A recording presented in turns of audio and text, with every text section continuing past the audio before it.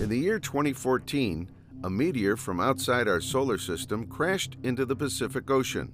This object raised a lot of questions among scientists, government officials, and the world in general.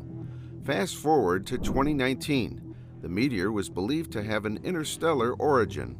As if that was not controversial enough, the recent information suggests that the object might even be a technology from alien civilization.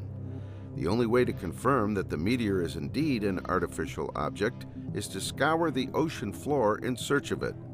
This is exactly what the Harvard astronomer Avi Leob plans to do. This is not the first time that Leob will be suggesting that an object from outer space is alien technology. The professor of science had initially said the same thing about oumuamua in 2018. Together with another Harvard researcher, Amir Siraj, Leob noted that the 2014 meteor, also known as CNEOS, was of an interstellar origin. The memo by the U.S. Space Command further confirmed this report.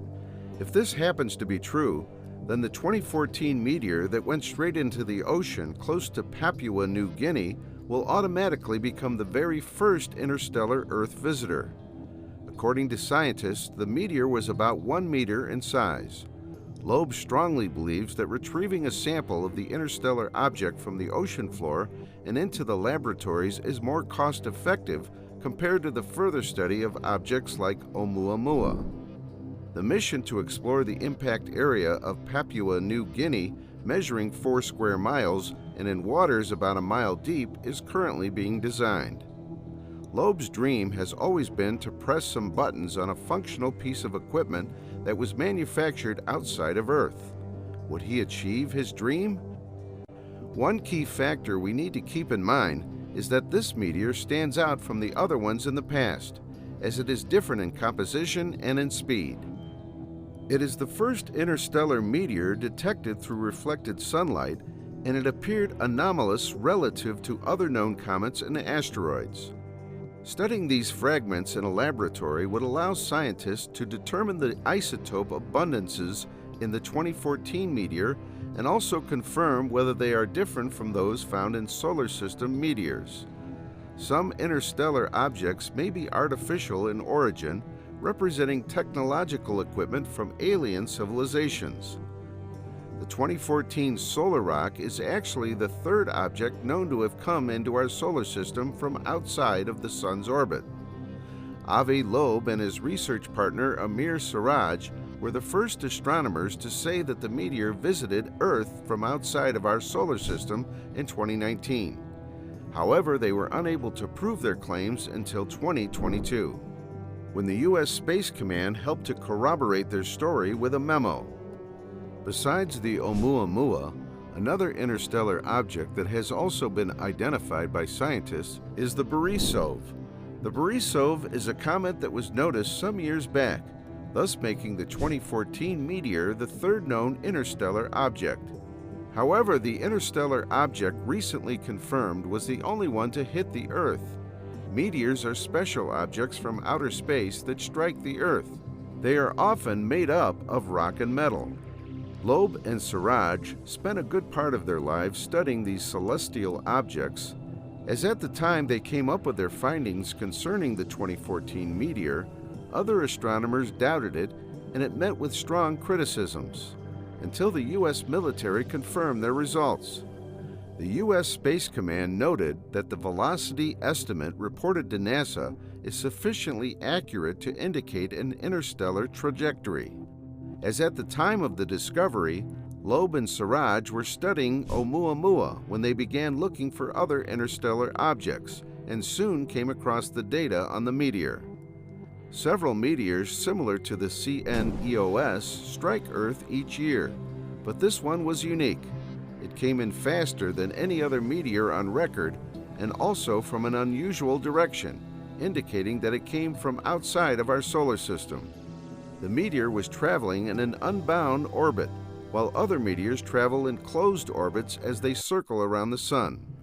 Before landing on Earth, the meteor had been traveling at the speed of around 60 kilometers per second, far faster than any other meteors. After carrying out their own research, Leob and Siraj wrote a paper on their discovery and submitted it for publication. Sadly for them, all the journalists rejected the research work because it was dependent on confidential information. There was no way some of the U.S. government data would be accessed because they are kept secret for security reasons.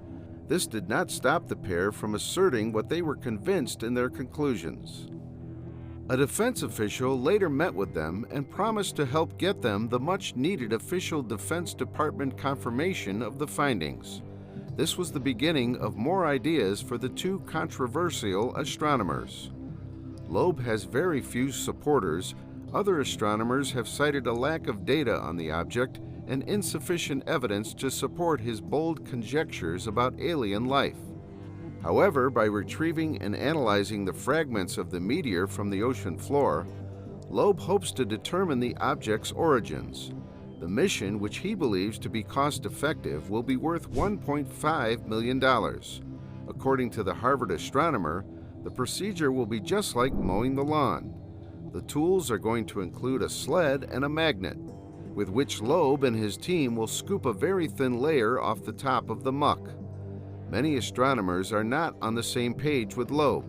Some have said that the idea of alien technology does not make sense. They have said that the whole meteor could just be a natural phenomenon. It might not even be from the outside of our solar system. When it comes to identifying meteors, one of the challenges often faced is the data. The objects are always small and difficult to observe. This makes the estimates of the object's velocity prone to error, making it hard to confirm if it were interstellar. Other critics have highlighted the fact that there are too many variables such as atmospheric winds and ocean currents. There is a high probability that the meteor would have dissolved in the sea. All these reports have little or no effect on Leob, as he appears to be undeterred. To him, this is another big opportunity to make history. If he is able to locate pieces of the meteor, it would be the first time humans get in contact with an interstellar object of its size. In reply to the criticisms from his colleagues, Leob calls his work interstellar archaeology. Leob claimed that the only way to prove that it is not an alien technology is to press some buttons on the meteor. If nothing significant happens, then we can safely conclude that it is not an alien technology. Is Avi Leob's mission a wild goose chase? Share your thoughts in the comments section below. Thanks for watching, and don't forget to like, share, and subscribe to this channel.